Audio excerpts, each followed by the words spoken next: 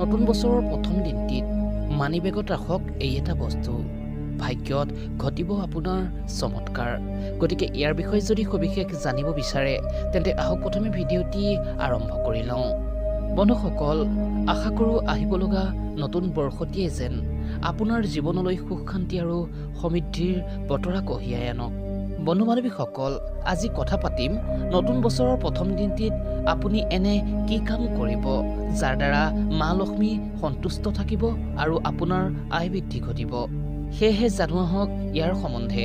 বন্ধু বান্ধৱীসকল, এই নৱবৰ্ষৰ প্ৰথম দিনটিত আপোনালোকে মানিবেগত ৰাখিব লাগিব এই যিকোনো এটা বস্তু, আৰু এই কেইপদ বস্তু মা লক্ষ্মীয়ে খুব পচন্দ কৰে।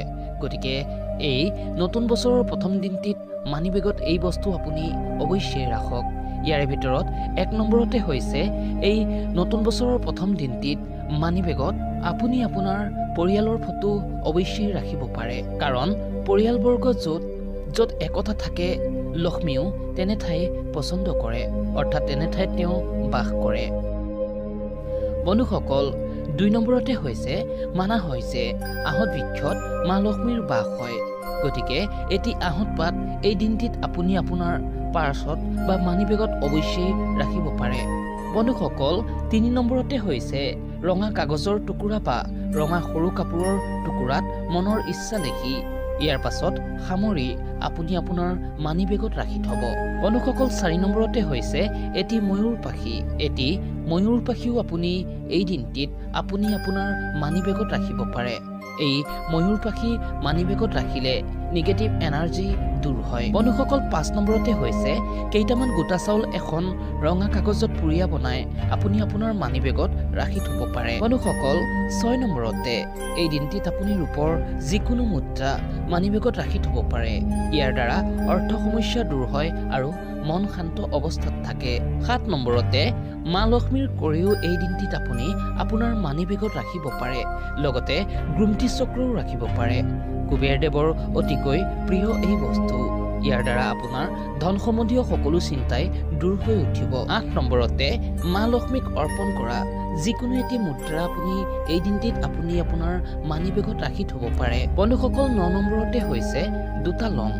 এই 2টা লং আপুনি মা লক্ষ্মীৰ পূজাৰ সময়ত মা লক্ষ্মীৰ সন্মুখত ৰাখি পূজা কৰি শেষত এখন ৰঙা কাপোৰত বান্ধি আপুনি আপোনাৰ পাৰ্চত ৰাখি থব পাৰে। ইয়াৰ দ্বাৰা ধন সম্বন্ধীয় চিন্তা দূৰ হয়। বন্ধুসকল, 10 নম্বৰতে হৈছে ঘৰৰ জ্যেষ্ঠজনৰ পৰা পোৱা কোনো আশীৰ্বাদ স্বৰূপ টকা পইচা থাকিলে আপুনি ইয়াক মানিবেগত এটা সুকীয়া স্থানত ৰাখি থব। কিন্তু মনত ৰাখিব, এই পইচা আপুনি খৰচ নকৰিব। ই হৈছে আপোনাৰ আশীৰ্বাদ। বন্ধুসকল, একেবাৰে শেষৰ আৰু 11 নম্বৰতে হৈছে এই দিনটিত ভুলতো আপুনি আপোনাৰ মানিবেগ খালী নাৰাখিব। এই দিনটিত আপুনি এটা ইলাচি হ'লেও মানিবেগত ৰাখিব পাৰে। ইয়াৰ সুগন্ধই মা লক্ষ্মীক আকৰ্ষিত কৰে। গতিকে আপুনি আপোনাৰ সুবিধা অনুযায়ী যিকোনো এটা বস্তু এই দিনটিত আপুনি আপোনাৰ মানিবেগত ৰাখিব পাৰে। এই দিনটিত এই শুভ বস্তু মানিবেগত ৰখাৰ ফলত আগন্তুক দিনত আপোনাৰ ধন সম্বন্ধীয় সকলো চিন্তা দূৰ হৈ উঠিব।